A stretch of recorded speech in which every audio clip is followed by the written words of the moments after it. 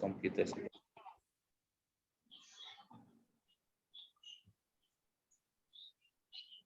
Oke, selamat pagi teman-teman, dimanapun Anda berada sekarang. Saya Fajar Santo Adi, seorang konselor yang bekerja di Tenaga Nita, sebuah lembaga swadaya masyarakat di Malaysia yang pekerjaannya adalah dalam isu perlindungan hak pekerja migran dan pengungsi perempuan dan anak-anak. Bersama saya sekarang ada Mbak Nasrika. Silakan Mbak Nasrika, kenalan dulu. Selamat pagi, salam sejahtera untuk kita semua.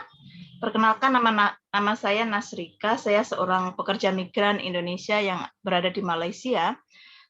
Kebetulan sekarang saya sebagai penasehat di Pertimik, yaitu Persatuan Pekerja Rumah Tangga Indonesia Migran.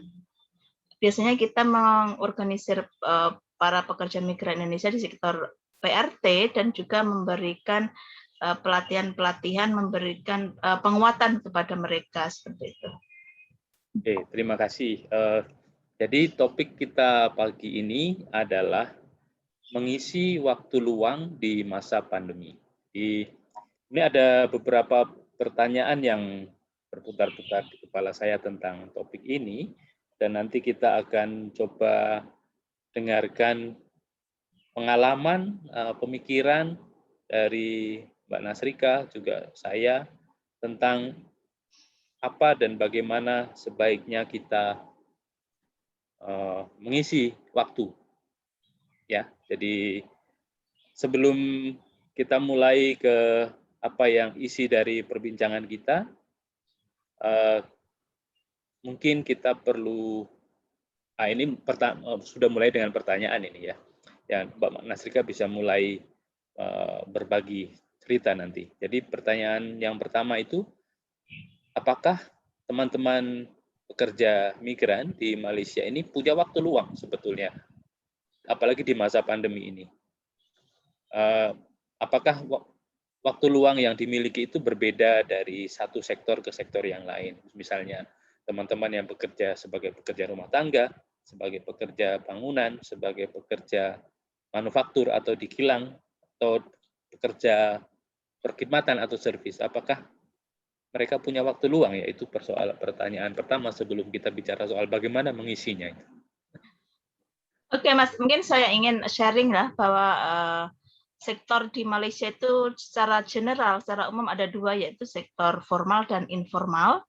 Sektor formal itu diantaranya kayak kerja kilang, terus konstruksi, servis, dan kebun, ladang, dan juga pertanian ya.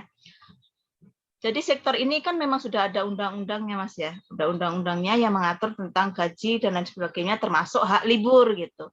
Jadi memang hak libur itu memang harus ada. Jadi ketika majikan tidak memberikan libur, mereka bisa membuat komplain gitu kepada CPK.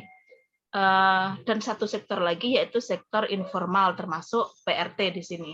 Jadi sektor informal ini secara perlindungan mereka tidak ada undang-undang khusus yang melindungi mereka, termasuk gaji ya. Gaji itu tidak masuk dalam gaji minimum, jadi masih ada PRT yang digaji di bawah standar minimum gitu. Ada yang masih 600, 700, itu masih banyak. Dan juga ketika berbicara tentang hari libur ataupun rehat gitu ya, mereka itu memang tidak ada ketentuan yang mengatur. Jadi kalau majikan tidak memberikan libur, PRT ini tidak ada tempat untuk mengadu kayak gitu. Oke, jadi oke, ya, sorry, maaf. Ya, jadi ada majikan dari apa ya, pengalaman PRT itu sendiri, bahwa majikan ada yang memberikan hak libur. Tapi ketika pandemik seperti ini, mereka liburnya itu ya di rumah. Jadi mau tidak mau masih buat kerja juga gitu. Tapi mereka ada space ketika sudah habis masak sarapan, mereka bisa membagi waktunya untuk diri sendiri untuk meningkatkan kapasitas kayak gitu. Dan untuk teman-teman di kilang, kayak di kilang ataupun sektor yang formal, otomatis mereka sudah ada hak libur, dan hak libur itu otomatis waktu luang ya bagi para pekerja migran. Oke, jadi sekarang mungkin aman kalau kita berasumsi bahwa sebagian pekerja migran, entah seberapa besar persentasenya, ada waktu luang, ya kan? Ya. Kita berasumsi ya, bukan sepenuhnya asumsi yang nggak ada kenyataan, tapi memang ada kenyataan yang teman-teman yang punya waktu luang atau waktu libur seminggu sekali. Oke, sekarang mungkin kita akan melihat contoh atau pengalaman ya dari yang Mbak Nasrikah dan teman-teman alami. Apa yang kegiatan-kegiatan apa saja yang teman-teman sudah dan mungkin bisa ditularkan untuk mengisi hari libur itu, hari waktu luang itu secara bermanfaat? Oke, dari pengalaman teman-teman di Pertimik, kita melihatnya mereka tuh semangat ya Mas. Sebenarnya para pekerja migran itu ingin meningkatkan kapasitas lagi masih di negara penempatan gitu. Jadi ketika mereka pulang, mereka ada sesuatu skill yang bisa dipakai kayak gitu. Di Pertimik kita ada beberapa kelas, diantaranya kelas bahasa Inggris. Kelas bahasa Inggris ini secara gratis kita berikan ya, karena sekarang pandemik kita ikut secara online kayak gitu. Dan saya melihat prosesnya itu teman-teman itu sangat aktif ya ketika mereka belajar, karena kebetulan kita ada seorang mentor yang cara mengajarnya itu sangat menarik gitu ya, jadi tidak ngantuk kayak gitu. Kebetulan waktu pengisian itu kita ikut fleksibel teman-teman lah, kayak teman-teman PRT biasanya kalau hari liburnya Minggu kita buat setelah mereka siap masak siang kayak gitu. Ataupun tunggu mereka habis kerja malam hari. Jadi kita tanya mereka jam berapa kayak gitu. Terus kita juga ada kelas menjahit. Kelas menjahit ini sekarang secara online juga ya. Kita ada seorang mentor juga yang memberikan materinya. Dia kadang membuat dengan mengupload video, kemudian men-share bagaimana cara mengukur pola dan bagaimana ada tipsnya seperti itulah kayak gitu. Selain hard skill juga kan, kita juga memberikan kayak kelas tentatif ya kepada teman-teman mengenai hak-hak mereka sebagai pekerja. Kita juga ada memberikan awareness, pengetahuan tentang kesehatan reproduktif sebagai perempuan. Terus kita juga ada mengadakan kayak kelas-kelas ringan gitu ya. Dan kemarin, hari Minggu kemarin kita mengadakan fun activity, namanya madang online. Madang itu dalam dari bahasa Jawa itu. Jadi teman-teman mereka itu banyak mengadu di hari pandemi seperti ini. Mereka tidak ada waktu untuk keluar, kerinduan terhadap kampung halaman, terhadap teman-teman itu sangat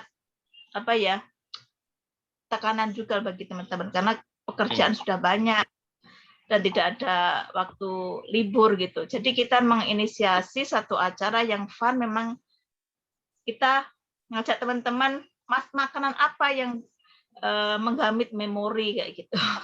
Jadi teman-teman kalau tentang makanan mereka sangat semangat gitu.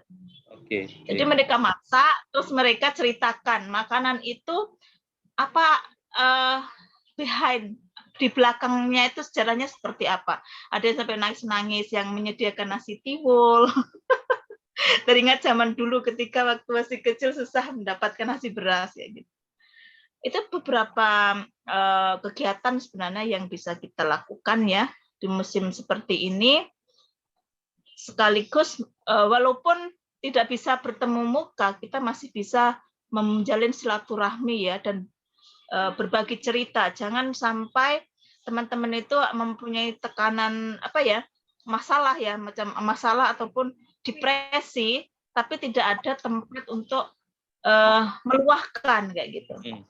Jadi kita buat satu wadah teman-teman untuk sharing suka dan duka di sana. Jadi sebenarnya saya lihat ya, meskipun pandemi ini kan situasi yang tidak kita inginkan ya, mengurung kita. Tapi di balik suasana yang negatif yang tidak kita inginkan ini, sebetulnya saya lihat teman-teman kita semua secara kreatif juga mencoba memanfaatkan peluang yang ada kan. Jadi bahkan sekarang saya lihat semakin lama kita berada dalam situasi pandemi, kita semakin fasih dalam menggunakan komunikasi secara daring itu kan. Jadi semua seolah-olah menjadi lebih mudah ketemu, tapi tidak secara fisik. Dan yang Mbak Nasrika ceritakan tadi kan itu banyak teman-teman yang terutama pekerja rumah tangga ya. Oke, saya lihat, saya penasaran ini. Teman-teman yang di sektor lain itu, sektor perkilangan, sektor perkebunan, kita mungkin menarik untuk kita dengar bagaimana mereka mengisi waktu luangnya itu ya. Jadi di teman-teman kita di Pineng terutama, jadi video kita ini memang kita khususkan untuk teman-teman yang sedang berproses di Pineng ya, mereka bekerja di kilang elektronik dengan harapan ada apa istilahnya keterbukaan lah untuk belajar dari teman kita yang lain kan begitu. Jadi mungkin nggak misalnya Pertimik itu kan satu paguyuban ya, kita sebut saja paguyuban organisasi. Dalam hal menyediakan peluang belajar itu, kalau misalnya ada teman-teman dari tempat lain atau dari sektor lain yang berminat untuk belajar, misalnya belajar bahasa Inggris tadi yang kelasnya kan saya lihat beberapa kali teman-teman semangat sekali bahkan di Facebook Live gitu kan. Di Facebook Live kalau misalnya ada teman-teman kita di Pineng atau di mana yang sektor lain yang berminat, bisa nggak ya misalnya?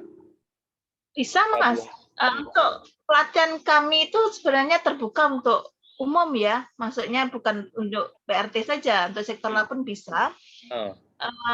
Karena kita sebenarnya mulainya itu dari dasar ya, dasar bahasa Inggris. Dan menariknya lagi, teman-teman yang aktif itu kebanyakan PRT, minta maaf lah bukan apa ya, mereka kebanyakan berusia gitu loh. Sebelumnya itu sangat gaptek mereka, tidak tahu bagaimana menggunakan Zoom.